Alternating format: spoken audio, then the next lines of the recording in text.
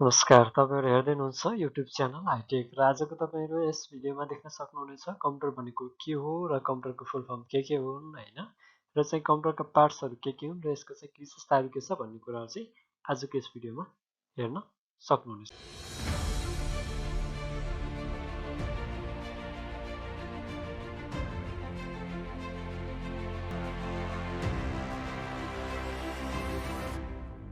तपाईलाई स्वागत गर्न चाहन्छु YouTube च्यानल हाइटेकमा र फन्डामेन्टल अफ कम्प्युटरको विभिन्न पार्टहरुमध्ये आज मैले तपाईको पहिलो भाग लिएर आएको छु र तपाईहरुले यस भागमा कम्प्युटरको परिभाषादेखि लिएर कम्प्युटरको विशेषतासम्मका कुराहरु तपाईहरुले चाहिँ सिक्न सक्नुहुनेछ। यदि तपाई हाम्रो च्यानलमा पहिलो पटक आउनु भएको छ भने र तपाईले हाम्रो च्यानललाई सब्स्क्राइब गर्नु भएको छैन भने कृपया हाम्रो च्यानललाई सब्स्क्राइब गर्नुहोला र नजिकैमा रहेको बेल आइकन बटनलाई पनि क्लिक गर्न नभुल्नुहोला र आउँदा दिनहरुमा हामीले लिएका विभिन्न कम्प्युटर सम्बन्धीका भिडियोहरु विभिन्न टेक्नोलोजी सम्बन्धीका नेपालीमा ल्याएका भिडियोहरु तपाईहरु माझमा चाहिँ सिधै नोटिफिकेसन पुग्नेछ र तपाईहरुले ती भिडियोहरु हेरेर कम्प्युटर सम्बन्धी सिक्न सक्नुहुनेछ। र अब लागौं आजको विषयवस्तुतर्फ। Definition of computer. कम्प्युटर भनेको के हो त भन्दाखेरि अहिलेको समय भनेको विज्ञान र प्रविधिको युग हो। विज्ञान र प्रविधिको एक अभिन्न अङ्ग कम्प्युटर पनि हो। कम्प्युटरले विज्ञान र प्रविधिको दुनियाँमा अझ व्यापकता ल्याइदिएको छ। आजभोलि कम्प्युटरको प्रयोगले धेरै गाह्रो कामहरु पनि सजिलै र छिटो गर्न सक्ने बनाइदिएको छ। कम्प्युटर शब्द ल्याटिन भाषाको कम्प्युटरी भन्ने शब्दबाट आएको हो। यसको अर्थ हुन्छ हिसाब गर्नु। यसले हामी निम्न तरिकाबाट परिभाषित गर्न सक्छौं। कम्प्युटर एउटा विद्युतीय उपकरण हो जसले उच्च गतिमा प्रयोगकर्ताले दिएको निर्देशन अनुसार छिटो छरितो र शुद्ध रूपमा कार्य सम्पादन गर्ने गर्दछ र यसले हामीले दिएको निर्देशन अनुसार काम चाहिँ यसले काम गर्ने भयो र कम्प्युटरले त्यो इन्फर्मेसन त्यो डाटालाई चाहिँ लामो समयसम्म स्टोर गरेर राख्ने काम चाहिँ कम्प्युटरले गर्दछ र नेपालीमा कम्प्युटरलाई चाहिँ हामीले सुसाङ्ख्य भनेर भन्ने गर्दछौं र यसलाई चाहिँ हाम्रो आवश्यकता अनुसार चाहिँ विभिन्न फिल्डहरुमा विभिन्न पर्पजको लागि युज गर्ने गरिन्छ जस्तै school, college, hotel, hospital, bank, office हुँदै हैन यी कुराहरुमा चाहिँ हामीले के गर्ने गरिरहेछौं युज भइरहेको पाइन्छ। र कम्प्युटरको फुल फर्महरु मध्ये आज मैले तपाईहरु माझमा दुईवटा फुल फर्म लिएको छु र यो भन्दा अरु यी दुईवटा बाहेक अरु पनि छन्। र सी भनेको कमन वा करेन्टली, ओ भनेको अपरेटिङ, एम भनेको मेसिन वा चाहिँ मेमोरी, पी भनेको पार्टिकुलरली वा पावर, यु भनेको युजफुल वा चाहिँ युटिलिटिज, टी भनेको ट्रेड वा टेक्नोलोजी, ई भनेको एजुकेसन वा चाहिँ एसेन्शियल, आर भनेको रिसर्च र रिजन वा चाहिँ एरिया भनेर भनिएको छ।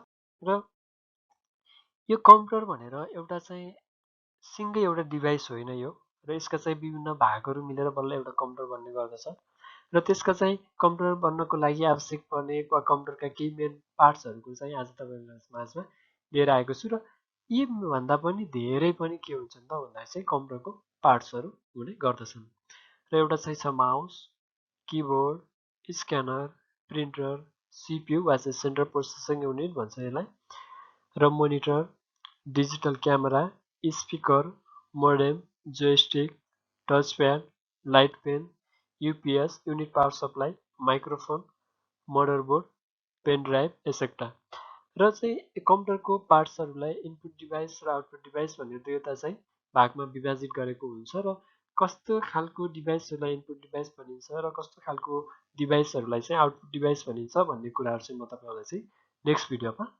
भन्ने छु।